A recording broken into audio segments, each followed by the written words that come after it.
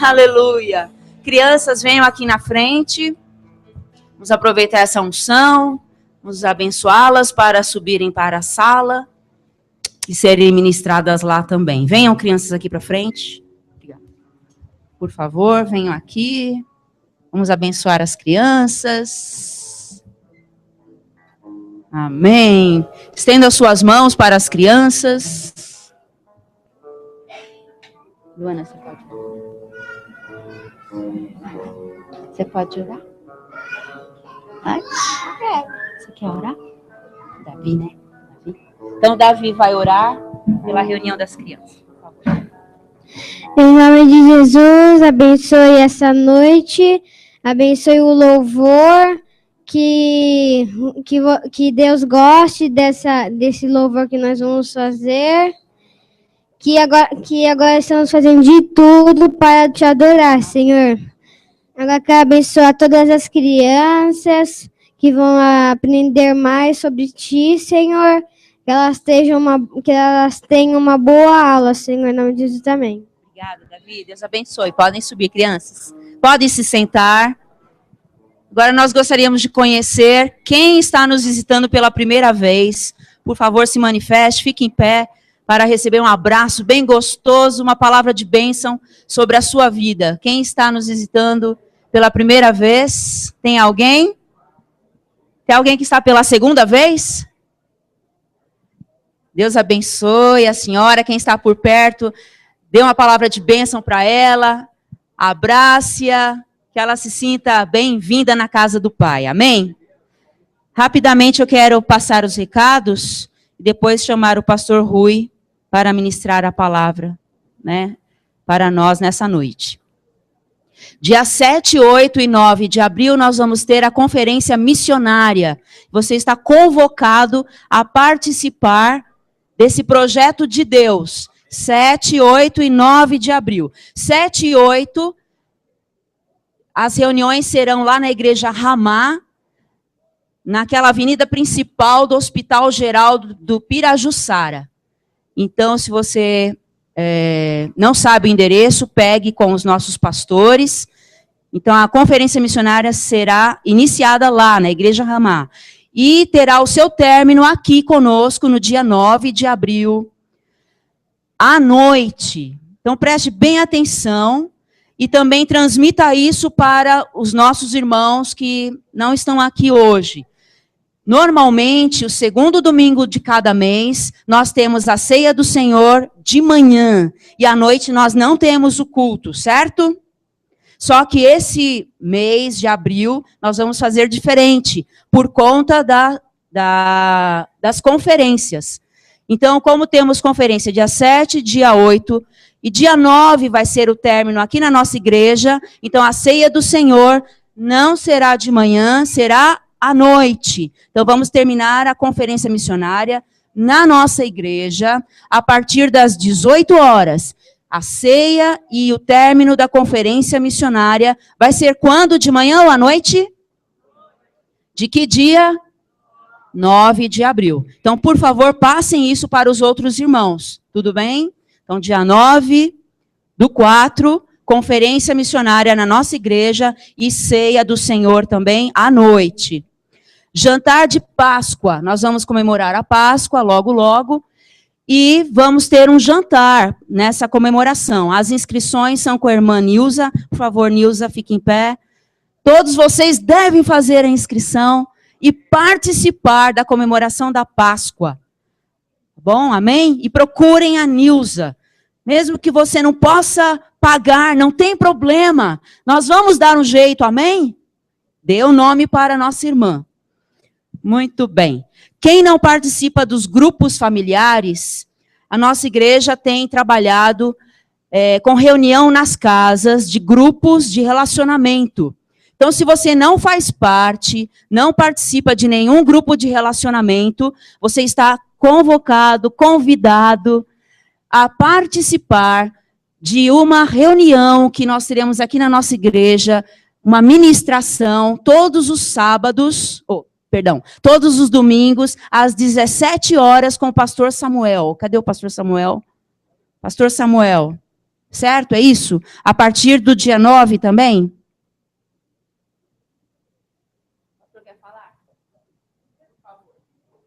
Glória a Deus, glória a Deus. Irmãos, assim, a ideia é assim, que toda a igreja passe por esse discipulado. Tem algumas pessoas que fazem faculdade, que estudam, que não conseguem chegar até um grupo. Então, nós estamos abrindo o domingo especificamente para isso, para que você não fique fora desse discipulado. Porém, a gente precisa de coro, irmãos. Hoje eu estava aqui, vim preparado, mas, assim, seria melhor os irmãos me procurarem. Falar, eu não posso na semana, eu quero fazer. Nós vamos remanejar uma classe aqui, para você. É importante que você esteja debaixo do discipulado, toda a igreja, porque você vai discipular nações. Em nome de Jesus. Obrigada, pastor. Obrigada. Então, acho que são esses os avisos. Pastor Rui, por favor. Vamos ficar em pé, vamos receber o apóstolo com bênção, recebê-lo como oráculo do Senhor nas nossas vidas. Vamos orar? Vamos orar, estenda as suas mãos, por favor. Nosso Deus, nosso Pai, nós te agradecemos pela tua grande obra de salvação sobre as nossas vidas. Agradecemos, Senhor, pela vida do apóstolo Rui. Ó Senhor Deus bendito, recebemos ele neste momento como oráculo do Senhor. Fala através dele aos nossos corações, que nós sejamos desafiados a cumprir aquilo que nós ouvirmos da tua santa palavra, Senhor. Capacita-o e confirma, Senhor Deus, o teu poder através de obras, sinais e maravilhas que só o Senhor pode fazer em nome de Jesus. Amém. Os irmãos podem sentar um pouquinho e algum homem forte coloque esse púlpito para mim aqui em cima.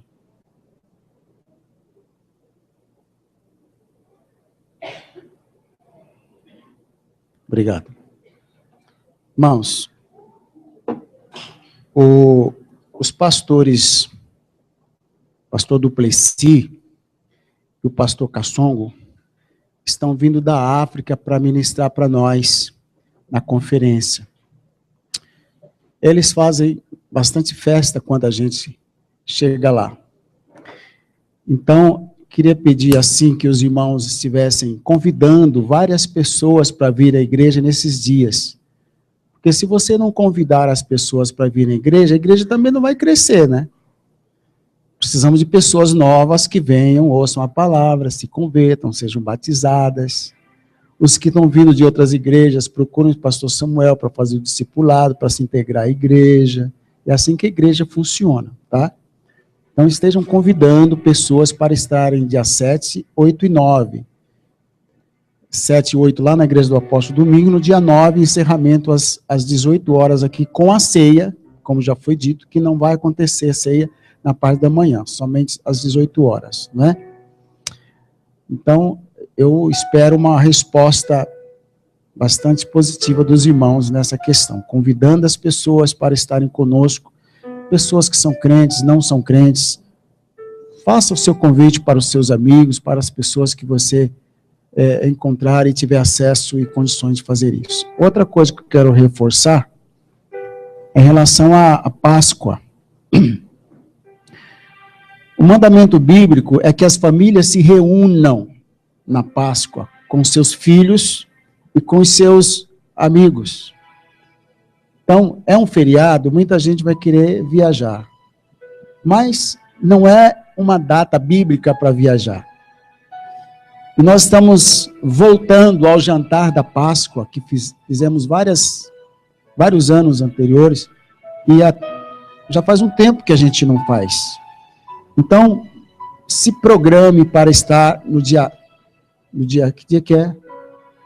Dia 15, sábado à noite aqui, e também no dia 16, tá bem? Se programe, irmãos. São datas que os membros da igreja não devem faltar à igreja. Pelo contrário, além de marcar a presença, precisa convidar outras pessoas para estarem. Claro, ninguém é obrigado, mas algumas datas a igreja faz algumas programações especiais que os membros têm que ser os primeiros a valorizar. essas datas, não é? Não pode simplesmente, eu vou para outro lugar. Não. Se não tiver como desmarcar, tudo bem, né? Eu estou dizendo que ninguém é obrigado, mas se esforce para estar conosco no sábado e no domingo da Páscoa. Amém, irmãos? Nós vamos enviar uma pessoa para a Espanha agora.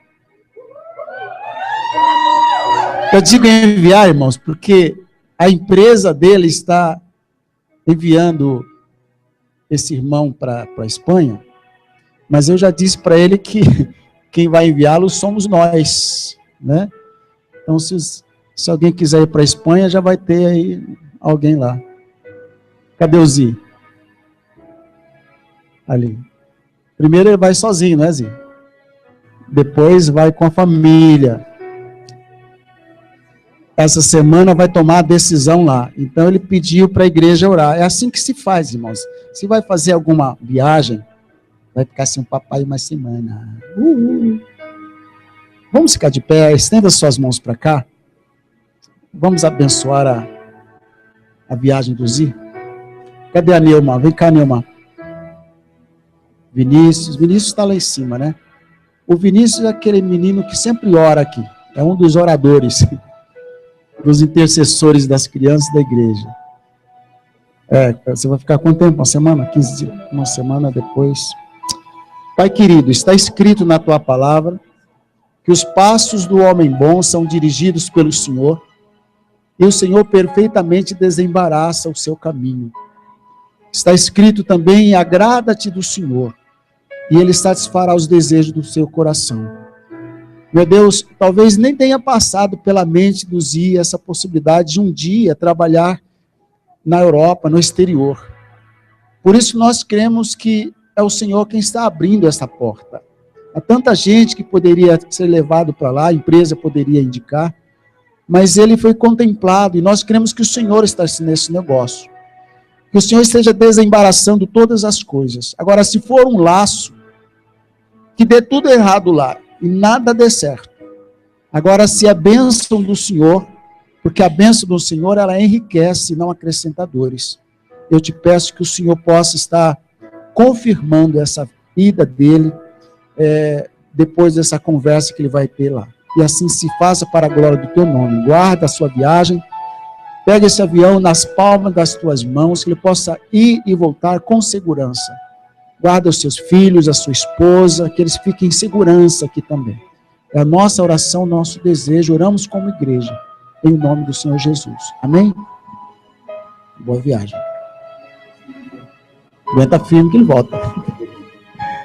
Pode sentar mais um pouco, irmãos? Enquanto o Sérgio prepara lá o gravador,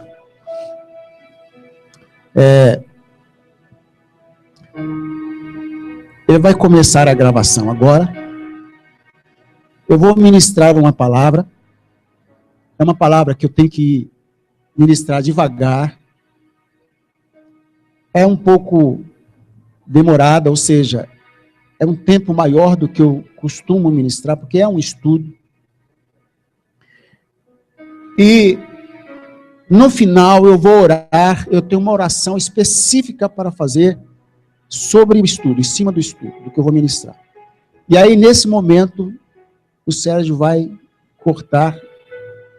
Então, você que está nos vendo pela internet, você vai poder ouvir ou ver, né, o estudo, mas depois a igreja, a oração vai ser só aqui interna para a igreja, ok? Vamos ficar de pé, abra a sua Bíblia, no livro de Isaías, no capítulo 40.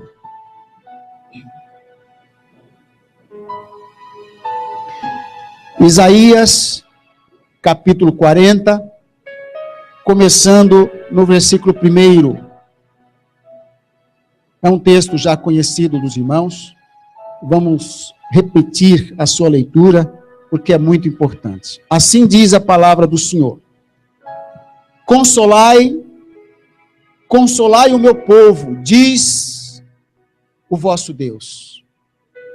Falai ao coração de Jerusalém, bradai-lhe que já é findo o tempo da sua malícia, que a sua iniquidade está perdoada e que já recebeu em dobro das mãos do Senhor por todos os seus pecados. Vós, do que clama no deserto, preparai o caminho do Senhor e endireitai no ermo vereda ao nosso Deus. Todo vale será aterrado e nivelados todos os montes e outeiros. O que é tortuoso será retificado, e os lugares escabrosos aplanados. A glória do Senhor se manifestará, e toda a carne haverá, pois a boca do Senhor o disse. Eu vou pedir que você se livre de qualquer coisa que está nas suas mãos, Bíblia, anotações, bolsa, celular, a menos que você esteja transmitindo o culto, coloque tudo debaixo da cadeira, por favor. Lembre que obedecer é melhor do que sacrificar. Coloque tudo debaixo da cadeira. Debaixo da cadeira. Porque enquanto eu vou citar alguns textos, você vai procurar na Bíblia e aí você vai perder alguma coisa que eu vou dizer e a palavra que vai abençoar você poderá ser exatamente aquela que você vai perder enquanto você anota. Então não é para anotar nada, está sendo gravado, depois você poderá ouvir quantas vezes você quiser. Agora eu peço que você levante as suas duas mãos para cima, feche os seus olhos. Eu vou fazer uma oração, acompanhe bem essa minha oração e diga amém sobre o que você concordar na minha oração. Pai, com o som da minha voz eu quero declarar que levamos cativo todo o nosso entendimento à obediência de Cristo Jesus. Eu falo por mim e falo pela congregação que me assiste. Levantamos as nossas mãos diante do santuário, sabendo com certeza que somos filhos de Deus, e que o Espírito se move sobre nós, e as portas do inferno não prevalecerão contra a nossa vida. Eu te peço que o Senhor mande os teus anjos guerreiros, para que eles desçam aqui agora, porque também eles, diz a tua palavra, espíritos ministradores, enviado a favor daqueles que hão de herdar a salvação. Eu proíbo o diabo de roubar a palavra do coração dos irmãos nessa noite, em nome de Jesus. Eu declaro que a nossa mente está livre e cativa à obediência de Jesus, para ouvir e entender a palavra. E eu declaro que todo principado, potestade, hostes espirituais da maldade, a partir de agora, estão amarrados em o nome do Senhor Jesus, que se prostrem de joelhos com as mãos amarradas atrás, e andem de joelhos na presença do Senhor, e depois dê o seu grito e vá embora dessas vidas para todo sempre. Eu assumo a minha posição como enviado de Deus nessa tarde, e te peço a misericórdia do Senhor, e que o Senhor me dê, no abrir da minha boca, a tua palavra com sabedoria, para fazer notório o mistério do Evangelho. Que a minha palavra e a minha pregação não consistam em palavras persuasivas de sabedoria humana, mas em demonstração de espírito e de poder, para que a minha fé e a fé dos meus irmãos não fique apoiada na sabedoria do homem, mas no poder do Senhor.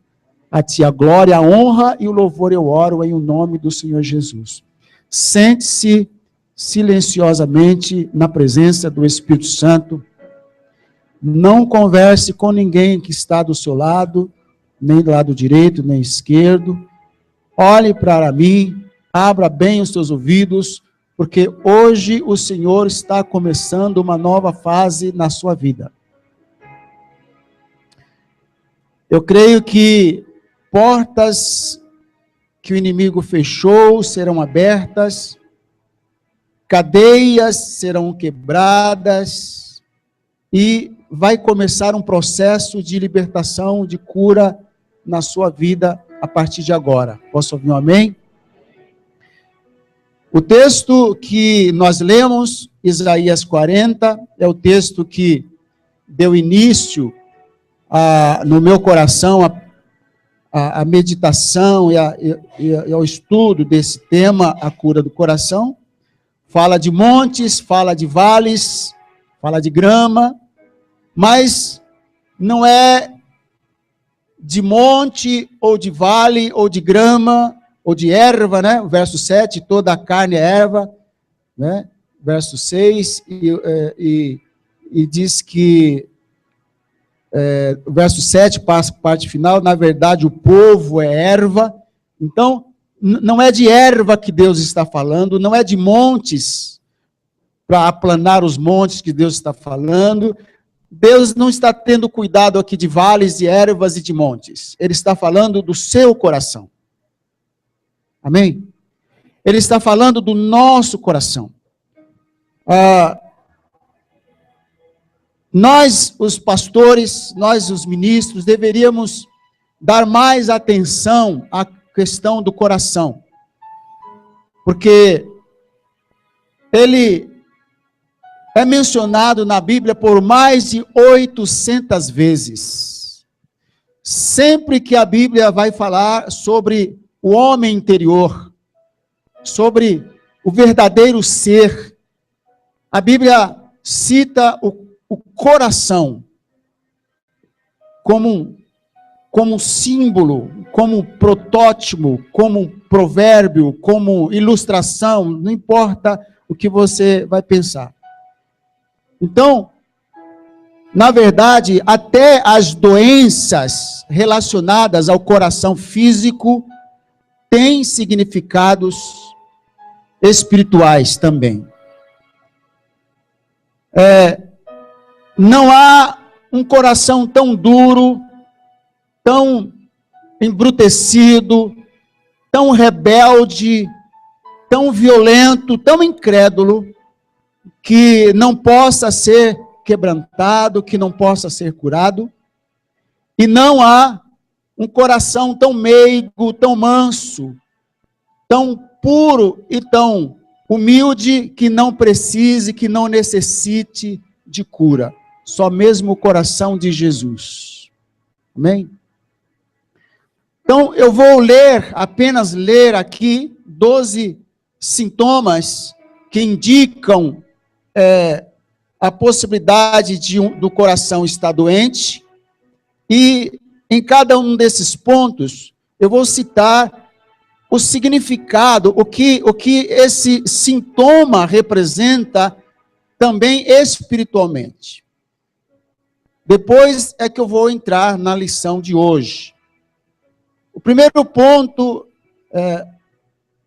o primeiro sinal que eu escrevi aqui, dos 12 que podem indicar problemas no coração, segundo o cardiologista, é ansiedade. Ele disse, um ataque cardíaco pode causar muita ansiedade e medo da morte, momentos antes da pessoa de ocorrer o ataque. O que isso significa? Eu vejo como uma consciência da eternidade e insegurança de sua salvação eterna. É despertado na pessoa a consciência da eternidade e a consciência da necessidade dessa pessoa buscar a sua salvação eterna. Segundo sintoma, desconforto no peito, sintoma clássico de um ataque cardíaco. Isso fala de oportunidade de reconciliação com Deus e busca de conforto nos braços do Criador. Terceiro sintoma, tosse persistente. Pode ser o resultado do acúmulo de líquidos nos pulmões devido à insuficiência cardíaca. Isso indica espiritualmente um alarme, um sirene. O fôlego de vida que ele mantém vivo na terra lhe está sendo tirado. É em Deus que nos movemos e respiramos. Atos 17, 28. Sintoma 4, tontura. Sentir-se tonto e chegar a desmaiar pode ocorrer momentos antes de um ataque cardíaco ou em casos como arritmia ou hipotensão. Espiritualmente, fala de equilíbrio espiritual. Inconsciência, não tem consciência da brevidade da vida e do mundo vindouro, mais real que o natural. O mundo está atordoado. Fadiga é um outro sintoma. Sentir-se muito cansado o tempo todo pode indicar insuficiência cardíaca no momento. No entanto, esse sintoma é comum em outras doenças, como depressão e anemia. Por analogia, podemos interpretar como vida espiritual medíocre, frieza ou mornidão espiritual. Situação de indecisão, sabe que precisa decidir-se por seguir a Cristo, mas não consegue abandonar as coisas que o impedem de fazê-lo. Apocalipse 3,16. Outro sintoma é náusea ou falta de apetite. Pode estar relacionada com um inchaço abdominal causado pela retenção de líquidos ou associada à dor do infarto. Espiritualmente, um dos mais graves sintomas. Fala de um estado de endemoniamento da alma, quando as coisas de Deus, ao invés de causar tristeza pelo pecado e desejo de mudança de vida, a pessoa tem uma atitude de repulsa, de rejeição consciente da verdade e apega-se a coisas cavernosas e ocultas. Um outro sintoma é dor em outras partes do corpo. A dor pode começar no peito e se espalhar para os ombros, braços, cotovelos, costas, pescoço, mandíbula ou abdômen, ou estar relacionada a um ataque cardíaco.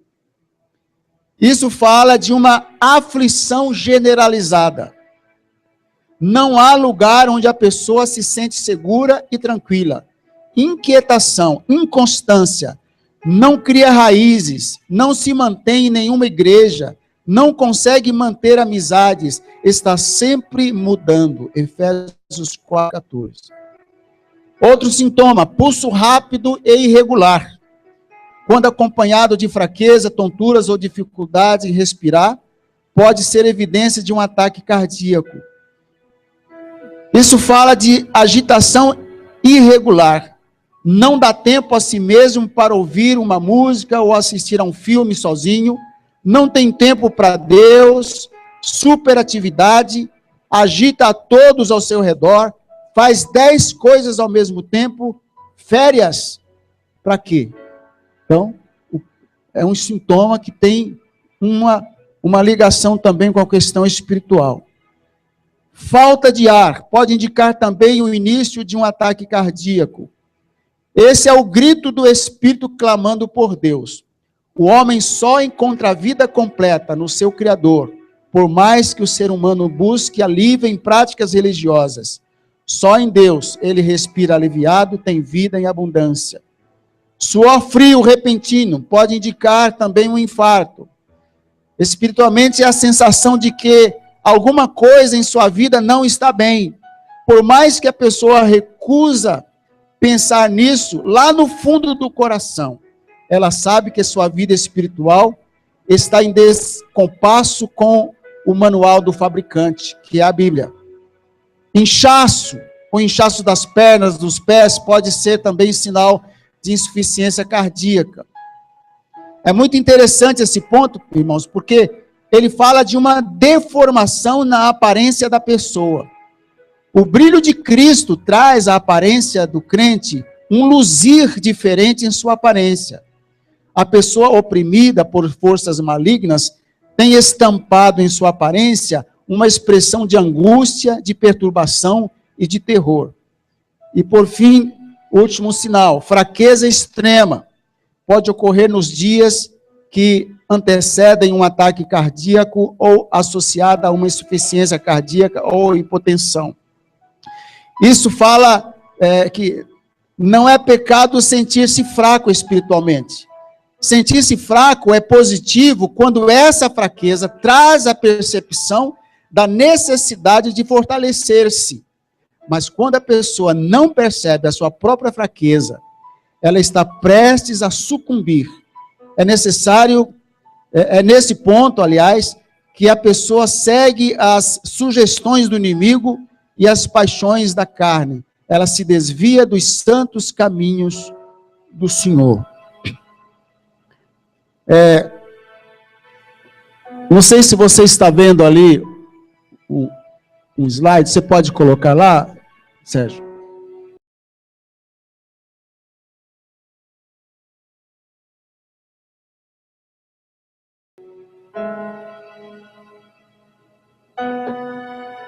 Olha aí. Preste bastante atenção nessas palavras, porque nosso estudo começa aqui.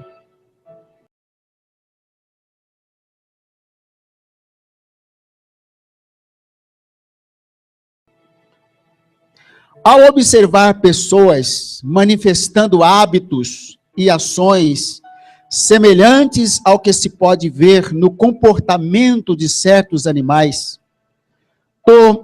tomou-se esses animais como símbolos desses espíritos. É interessante porque o texto de 1 João 4,1 diz assim: amados, não creiais a todo espírito, mas provai se os espíritos vêm de Deus, porque muitos falsos profetas têm saído pelo mundo. Então, através dos séculos, observando-se o comportamento, olhem para mim aqui, o comportamento de algumas pessoas possuídas ou incorporadas, agindo numa postura, numa reação semelhante ao que se pode observar em certos animais. Então, atribuiu-se a tais espíritos nomes desses animais. Existe até um nome bastante popular que as pessoas não levam muito a sério, quando diz assim, ó, esse cara parece que tem espírito de porco. Quem já ouviu falar espírito de porco? Né? Espírito de porco. Quantos aqui já presenciaram uma pessoa terrivelmente endemoniada? Levante uma das mãos. Várias pessoas. A reação da pessoa endemoniada que você viu lembrava algum animal? Estou vendo algumas pessoas balançar a cabeça afirmativamente. Eu me lembro que numa das nossas viagens lá na África, estamos orando e caiu uma moça endemoniada, e ela caiu com as costas no chão, e ela se movia assim como se fosse uma serpente. Né?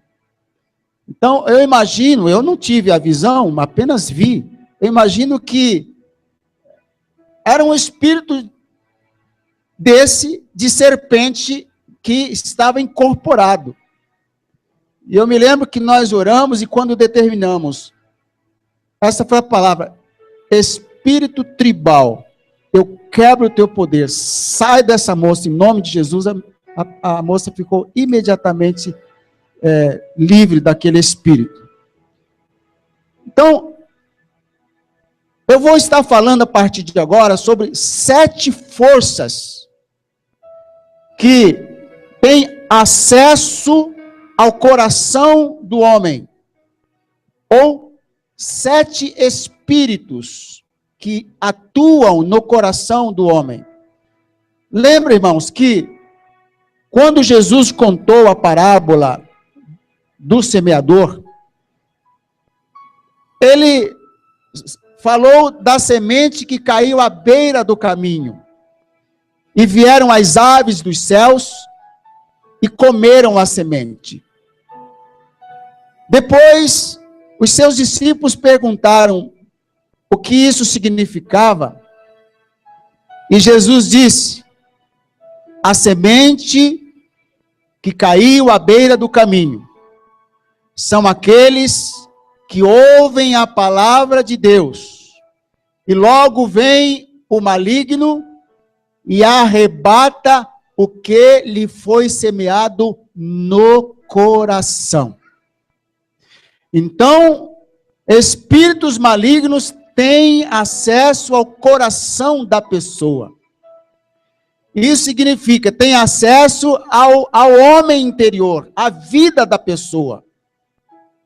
A palavra de Deus diz, nós já citamos esse versículo lá em Provérbios, sobre tudo que deve guardar, guarda o teu coração, porque dele procede as fontes da vida. É do coração que flui, que sai aquilo que traz vida à nossa vida. O primeiro espírito sobre o qual eu quero falar, e já estão amarrados todos os demônios aí em nome de Jesus, todos nós temos a nossa mente firmada em Cristo Jesus, posso ouvir um amém? Eu vou pedir que o Sérgio coloque a foto desse animal, que eu vou ler primeiro o slide com os irmãos, e depois vocês vão tirar os olhos do slide para orar para mim.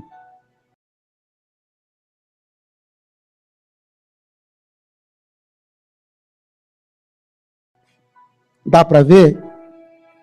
Eu não modifiquei, modificaram, tá ótimo.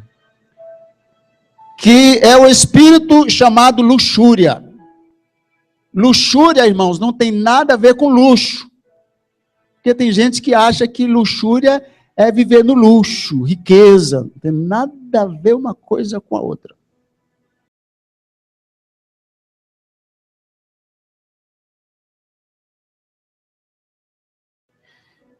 A luxúria, ela é representada no mundo espiritual, na mitologia grega, nas religiões pagãs, e etc., representada pelo bode. O bode, ele fala de imoralidade. Imortalidade em outro bicho, vamos falar numa outra ocasião. De imoralidade, espírito de luxúria. Oséias 4,12 diz assim, irmãos, o meu povo consulta a sua madeira e a sua vara lhe dá respostas. Porque o espírito de luxúria os enganou, e eles, prostituindo-se, abandonam o seu Deus. É um animal mal cheiroso e luxurioso, que exprime concupiscência carnal, imoralidade, fornicação, adultério.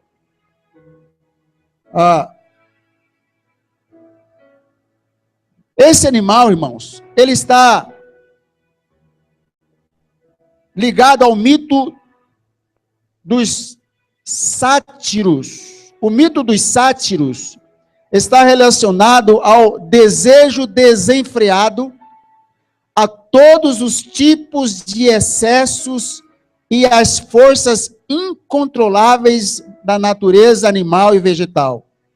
Eles eram a personificação da vitalidade animal, se distinguiam pela impulsividade e eram ligados à luxúria, ao êxtase, sexo e embriaguez. Fale comigo, sexo e embriaguez. Veja só, dos sátiros derivam os termos satirismo ou satiromania, que significa o desejo sexual excessivamente forte nos homens ou uma insatisfação sexual que leva a uma compulsão sexual, assim como a ninfomania está relacionada à insatisfação sexual da mulher. Nas traduções do Antigo Testamento, o termo sátiro é às vezes traduzido como demônios ou bodes. É uma coisa muito forte. Irmãos, a questão da impureza sexual, essas coisas que eu citei, eu vou falar mais, pelo que eu entendo na Bíblia, um dos pecados mais graves, irmãos.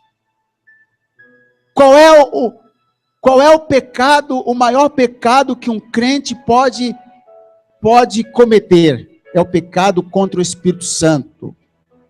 Que a Bíblia diz que quem peca contra o Espírito Santo não tem perdão nem neste mundo, nem no vindouro. O que é pecar contra o Espírito Santo, irmãos? É você ver o Espírito Santo fazendo alguma coisa e dizer, não, isso não é o Espírito Santo, é o diabo que está fazendo. Foi o que aconteceu lá. Jesus estava expulsando o demônio pelo dedo de Deus, e eles dizendo, não, ele não é Deus, é Beelzebu. Jesus chamou a isso de pecado contra o Espírito Santo. É o mais grave pecado. Agora, além desse pecado contra o Espírito Santo, o pecado mais grave, o mais sujo, o mais violento, o mais desgraçado que o homem pode praticar é o pecado sexual.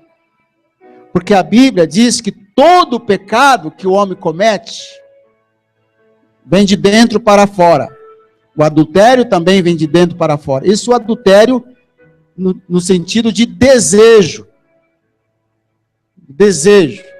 Agora, aquele que adultera, diz a Bíblia, peca contra o seu próprio corpo. É o único pecado que vem de fora para dentro. Você traz a meretriz, você traz o pecado de lá e ingere ou injeta na sua carne. E você se torna uma só carne com a prostituta. Tudo isso está simbolizado, irmãos, nesse pecado da luxúria. Eu estudei um pouco, bastante, não muito, mas o suficiente para entender essa questão na mente dos gregos, na mitologia grega e na mitologia romana, e também um pouco na mitologia brasileira, para saber, porque o que vem da mitologia, muitas vezes chamado de folclore, na verdade, é o comportamento das pessoas. As pessoas se comportam exatamente como foi descrito pela mitologia. Então, o que acontece? Lá no meio dos gregos, um demônio chamado demônio do desejo, demônio do sexo, eles chamavam esse demônio, eu que estou dizendo, para eles era um deus. Para eles era um deus. Eu que sei que eram demônios. E você precisa saber e acreditar nisso também. Então, o deus do desejo deles era chamado de Eros. Então, diziam que Eros era um garoto bonito, bem formoso. Mas depois ele se deformou, ele se degenerou e tornou-se um menino mau. Né? Então, aí os romanos pegaram a mesma figura do Eros e colocaram uma flecha na mão desse menino e o chamaram de Cupido. Quando você vê aquele desenho do menino mau com uma flecha, em alguns desenhos o menino está até de asa, como se fosse um anjo, mas aquilo é o espírito erótico. Porque os demônios, e os romanos e os gregos acreditavam que enquanto os homens dormiam, o Eros atirava flechas de amor no coração das pessoas. E eles acreditavam num principado, num deus chamado Nosferatus, que eles acreditavam que enquanto os homens dormiam, o Nosferatus tinha a capacidade de vir nos sonhos dos homens e se transformar naquilo que os homens mais cobiçavam e desejavam. Ele poderia se transformar numa mulher, por exemplo.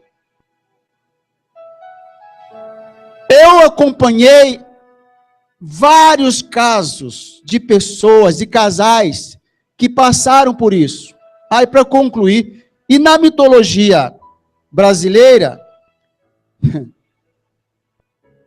esse demônio nada mais é do que o Pombagira. Tá? Pombagira no Brasil, Cupido na mitologia romana e Eros para os gregos. Então, o que acontece? Eu já ministrei, graças a Deus, para vários grupos, e sempre que eu separo os homens num encontro de casais, eu faço uma pergunta para os homens. Eu peço que todos fechem os olhos, não vou fazer isso agora, mas lá eu peço que todos fechem os olhos e pergunto: quem aqui nunca teve um sonho erótico? Levante uma das mãos. Eu nunca vi uma mão erguida, irmãos. Porque todos os homens para quem eu já ministrei já teve sonho erótico. Ou seja,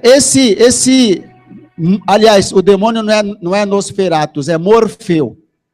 Então, esse demônio Morfeu, ele aparece nos sonhos, se transforma numa outra mulher que não é a esposa, pode ser a colega de trabalho, pode ser a irmã da igreja.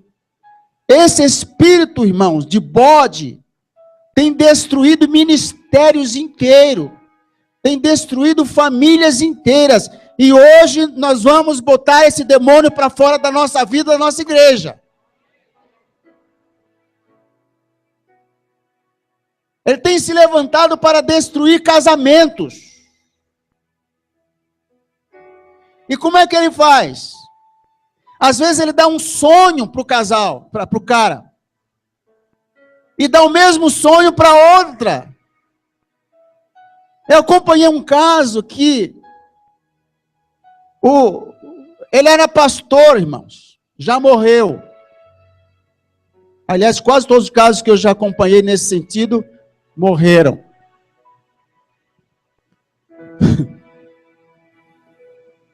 Ele sonhou com a cunhada e gostou do sonho. Homem, se você tiver um sonho erótico, repreenda esse demônio. O nome dele é Eros ou Cupido, Pombagira. Aí ele foi contar para a cunhada.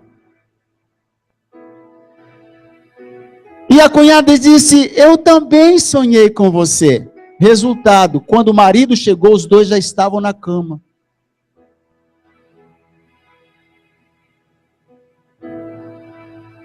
Dentro da igreja é um perigo muito grande, irmãos. Você quer ver? Cantam no coral ou no grupo de louvor juntos.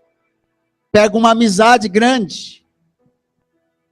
O Eros entra no meio para fazer um sonhar com o outro e um se apaixonar por outro.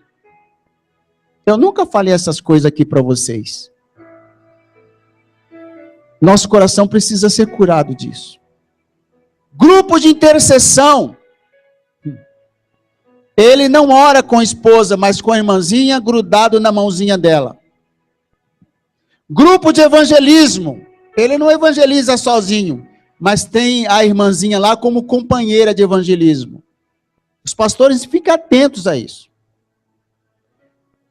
Porque ele se faz de apóstolo para enganar. Ele se faz de anjo de luz para enganar os que estão na luz. Tratamos de um caso de um pastor que ficou completamente apaixonado pela líder de louvor da igreja dele. Emagreceu mais de 20 quilos. Foi uma batalha, mas ele queria se libertar. Ele sabia que estava errado. E ele batalhou, a esposa acreditou nele, ele foi liberto, irmão, foi liberto. Agora, tem gente que não quer se libertar. Eu tive um líder de grupo familiar, irmãos. E se por acaso ele estiver me ouvindo e achar que é sobre o caso dele que estou falando, é sobre você mesmo, meu filho. É sobre você mesmo. Ele sentou na minha sala e disse assim: tudo que você disser eu já sei, mas é isso que eu quero viver. Eu disse: então eu vou contar para você, vou te dizer o que vai acontecer no final da sua vida. E ele saiu da minha presença e nunca mais eu vi esses irmãos, há muitos anos. E o casamento dele foi destruído. O diabo sabe que os adúlteros não herdarão o reino de Deus. Se você veio para Jesus no primeiro, no segundo casamento, no terceiro, amaziado, não importa como você veio para Jesus, põe a sua vida em ordem e dali para frente, vida nova de verdade, irmão. Jesus é muito maravilhoso, ele perdoa todos os nossos pecados, mas a partir do momento que você nasceu de novo, dali para frente, você passa a ter entendimento da palavra, aí a coisa vai ficar estreita. Você poderá ter, eu disse poderá ter, o seu nome riscado do livro da vida. Porque a imoralidade sexual é o pecado mais grave que o crente pode cometer. É o mais grave de todos. É o mais grave. E se ele cai na tentação, se arrepende, pede perdão a Deus e abandona, Deus vai dar a ele uma segunda chance, uma terceira chance. Mas há pessoas que têm uma segunda chance e caem de novo. Tem uma terceira e cai de novo. Tem uma quarta e cai de novo. Conheci uma pastora que ela disse: sabe, pastor, o meu genro era um desses. Se levantava e caía, se levantava e caía. Numa das vezes que ele se levantou, ele entrou no quarto, fez 40 dias de jejum e fez uma oração. E disse: Senhor, o Senhor conhece todas as coisas. Se o Senhor perceber que eu vou cair de novo, tire a minha vida antes de eu cair, porque eu não quero perder a minha salvação. Não demorou não demorou muito tempo. Ele entrou debaixo de um caminhão e o seu pescoço foi decepado. Essa pastora ministrava cura interior, viu a sua filha na aflição, era genro dela, e foi buscar ao Senhor. E um dia, enquanto ministrava cura interior, cura da alma para a sua filha teve uma visão. Ela viu o Senhor Jesus ali do lado e tudo que a mãe ministrava, o Senhor Jesus fazia. De repente, ela viu o acidente. O Senhor Jesus mostrou para ela o acidente. Ela viu quando o seu marido estava indo já para entrar debaixo do caminhão, o anjo puxou ele e ele ficou do lado assistindo o seu corpo ser esmagado e triturado pelo caminhão. Isso trouxe conforto para ele. Você pode acreditar nisso ou não. Eu estou contando coisas que eu sei. Eu já vi bastante coisa.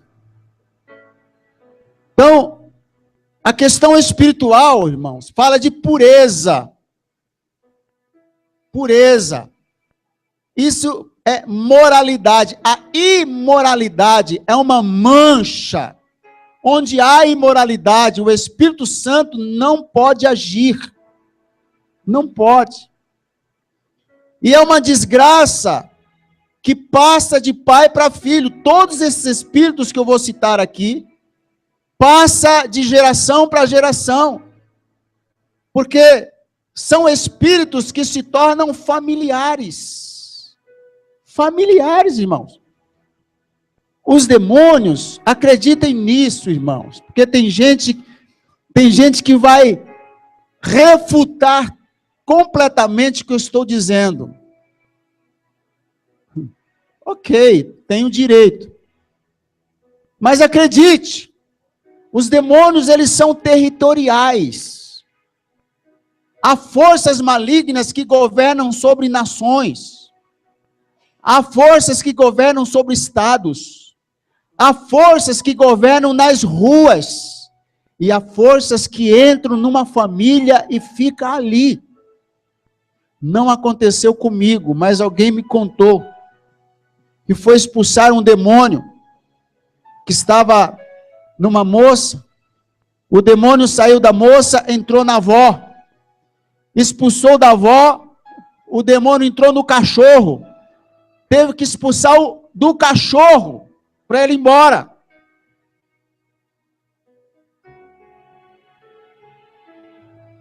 Porque não queria sair.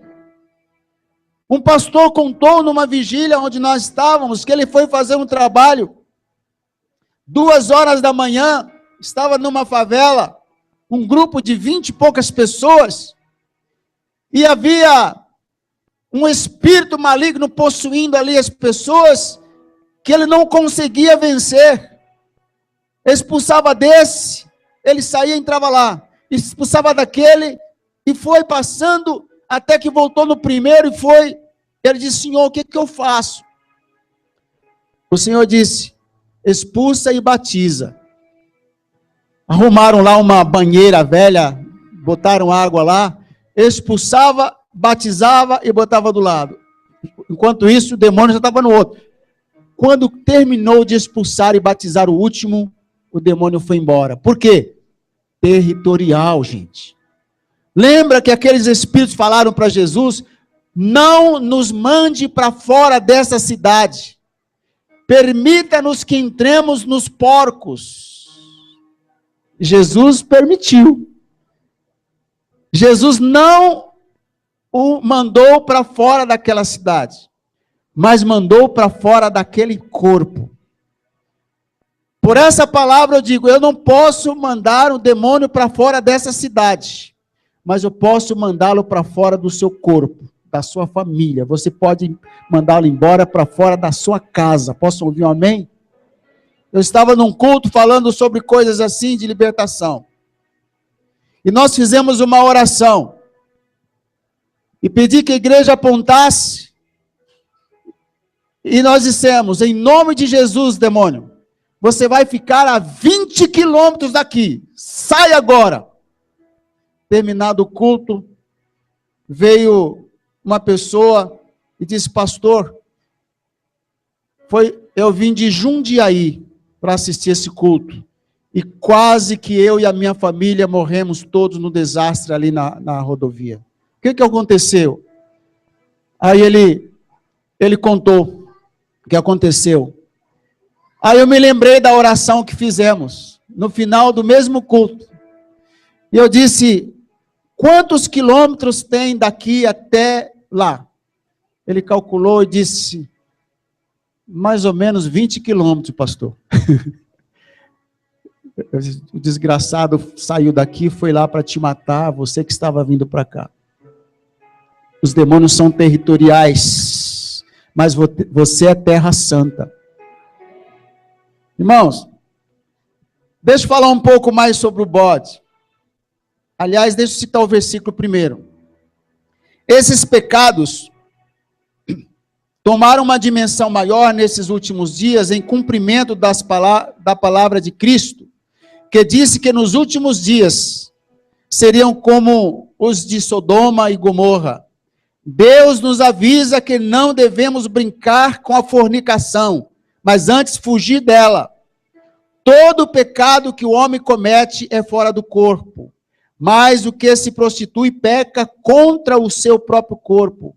Ou não sabeis que o nosso corpo é o templo do Espírito Santo que habita em vós, proveniente de Deus, e que não sois de vós mesmos? 1 Coríntios 6, 18, 19. Se alguém destruir o templo de Deus, Deus o destruirá, porque o templo de Deus que sois vós é santo. Agora falando um pouco sobre o bode. Se você conhece alguém rotulado como mulherengo, ou uma prostituta, um prostituto, alguém com um ardor sexual incontrolável, se você conhece alguém, observe se essa pessoa que você conhece demonstra uma ou mais das características do bode que eu vou falar. É um artigo escrito por Cláudio Fernandes Alves, não o conheço, mas muito bom. O animal é um animal resistente e também teimoso. Ele é ousado, é atrevido, usa a seu favor essas características, afrontando a espécie que o acolhe, que é o homem. É o famoso dar de cima.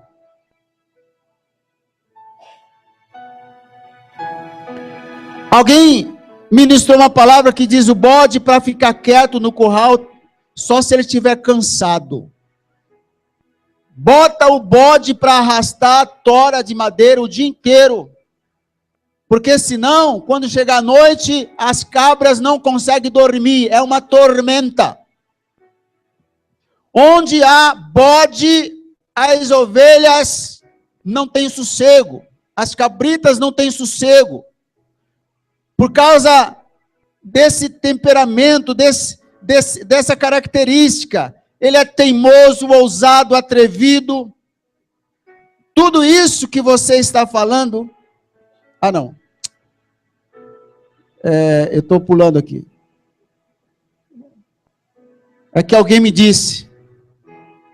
Sei que estou errado, sei de tudo isso que você está falando, mas é isso que eu quero. Provérbios 7, 22 diz: ele a segue logo, como o boi que vai ao matadouro, e como louco ao castigo das prisões. É uma cegueira, irmão. Cegueira. O cara é levado por essa cegueira. Por isso é citado também o bode como sinônimo de problema. Vale lembrar a expressão popular, isso vai dar bode. Possui os seguintes atributos. Vejam. Suporta a privação de alimento e água por longos períodos, até 4 dias. É capaz de caminhar longas jornadas em solos pedregosos, montanhosos, espinhosos, em vales, planícies e pântanos. Alimentam-se de cabeça erguida, vigilante, quanto aos predadores. Uma das coisas que o adúltero, que o pecaminoso, que esse espírito de bode faz, é que às vezes a pessoa esconde um caso por dezenas de anos, irmãos. Não é? Tem homens que têm 2 esposas, 2 famílias, 3 famílias, e a esposa não sabe. Porque ele come de cabeça erguida, vigilante. Qualquer situação que possa dar à pessoa que está sendo traída o entendimento, e ela nunca admite. A pessoa errada nunca admite, nunca diz, olha, é verdade, eu te traí, eu tenho filho para fora, eu tenho família para fora, já vimos isso, irmãos. Só um genuíno novo nascimento é capaz de resolver uma situação dessa. Você está me ouvindo, irmãos? Vocês estão recebendo essa palavra, irmãos? Já tivemos caso no nosso ministério de gente que veio para Jesus assim, mas Deus salvou todo mundo.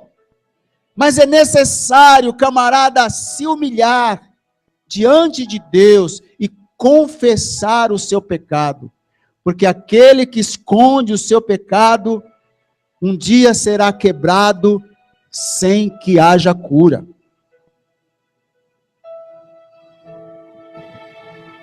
Há ainda algumas características que não devemos esquecer. O bode é um animal com chifres, que ele serve de elemento de defesa, de forte odor, como atração para a reprodução e eliminação de território, cauda erguida. Fala em odor.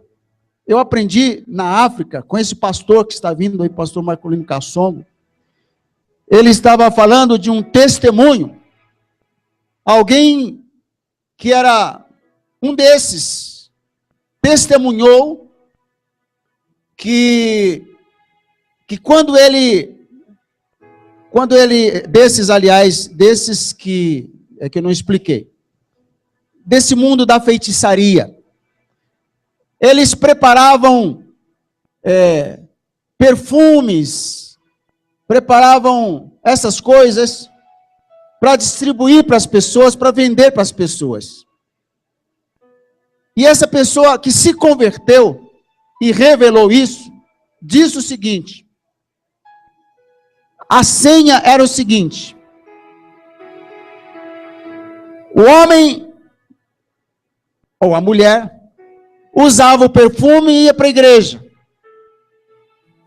Se o homem senta ao lado de uma mulher qualquer, e a mulher sente o cheiro, se ela olhar e disser: gostei do seu perfume, o laço foi fechado e essa mulher torna-se presa por aquele laço de prostituição. Isso é um testemunho que eu vi lá na África. Falando aqui do forte odor, me lembrei disso. E como ornamento possui uma longa barba, que lhe confere uma aparência bem distinta dos seus primos carneiros e da cabra. Os carneiros mesmo tendo semelhanças com os bodes, são animais dóceis. Fale comigo, dóceis. Com menor rusticidade e com comportamento grupal, diferente de seu parente, que é bem mais arredio. Embora tenha resistência para a sobrevivência, não tem a característica dominadora do bode. Esse sim é o animal avesso ao controle humano. O bode, e por consequência os caprinos, via de regra, tentam se impor e dominar o território dos primos mais submissos, os ovinos. Na lida com os bodes existe a necessidade de cautela. Fale comigo, cautela. Cuidado, porque esses são muito ativos e destruidores, não importando com o tamanho dos danos que venham a causar. Irmãos, eu já vi pastores, infelizmente, é uma coisa ruim de se ver. Já vi diáconos, já vi presbíteros, exatamente nessas características, destruindo famílias. São esses que hoje rasgam o meu livro. São esses que entram na minha sala e depois de uma conversa, bate a porta. São esses que não querem botar a sua vida em ordem. Mas eu preciso dizer uma coisa para você. Deus não tem nenhum acordo com os bodes.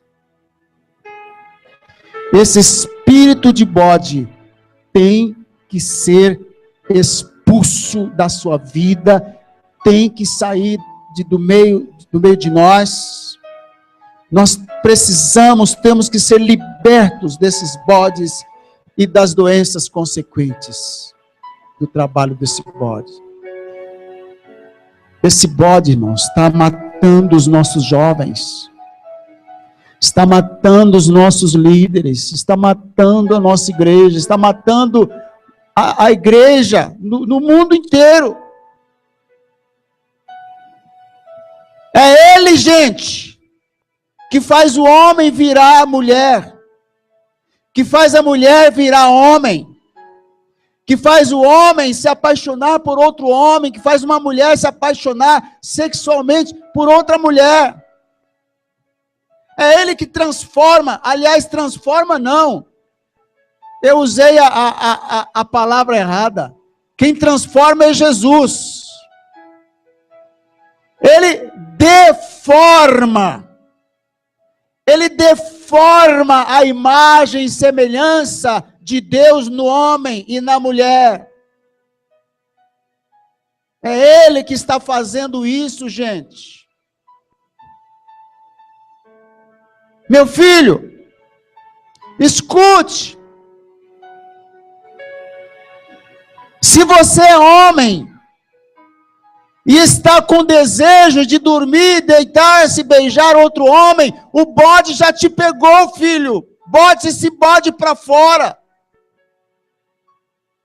Filha, você nasceu mulher. Se você está com desejo de beijar, de amar uma outra mulher, o bode já te pegou, mas nós vamos expulsar esse bode da sua vida. Filho, se você está casado ou pretende casar, está tendo um relacionamento, desejos fora do padrão de Deus, o bode está te rondando.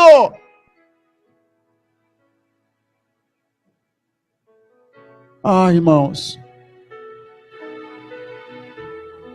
eu queria ter a capacidade de falar melhor. A pastora Liliana estava lendo Malaquias 3:10. Ela não leu 11.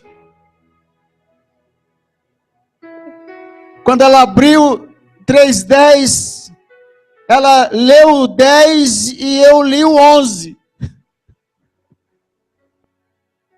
Eu disse, meu Deus, olha o que diz o 11.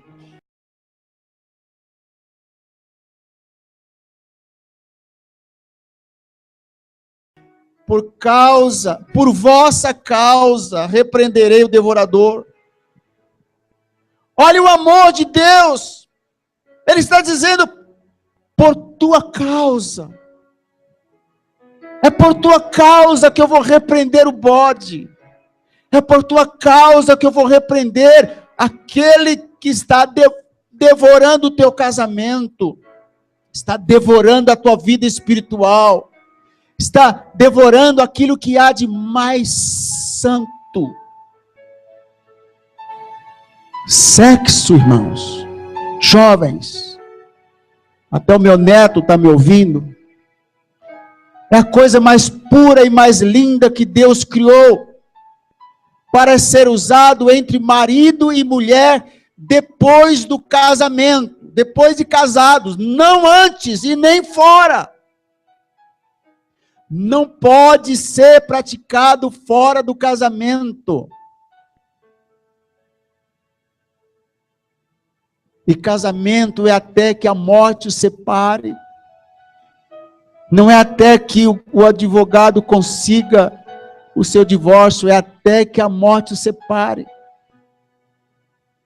Um divórcio pode separar um documento, mas uma só carne nenhum homem é capaz de separar. Porque aquele que deita com sua esposa torna-se uma só carne com ela. E agora eu quero orar por você. Você que está nos vendo aí pela internet, nós vamos incluir você na nossa oração, mas não dá para transmitir a oração. Deus abençoe a sua vida e vamos estar orando por você sim.